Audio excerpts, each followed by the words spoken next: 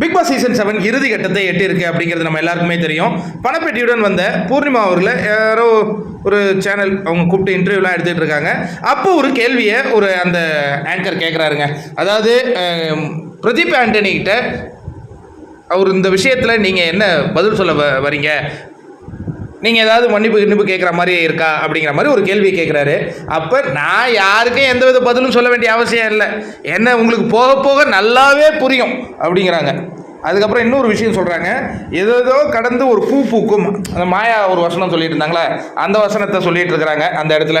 அதாவது என்னென்னா, பூர்ணிமா அவர்கள் அதாவது ஒரு விஷயம், ஒருவருடைய வாய்ப்பு நம்ம கண்டிப்பாக ஒரு விஷயம் தட்டி பறிச்சிட்டோம், வீட்டுக்குள்ளே இருக்கும்போது அவங்களுக்கு தெரியாத இருந்திருந்தா கூட வெளியில் அந்த இம்பேக்டை கண்டிப்பாக உணர்ந்திருப்பாங்க.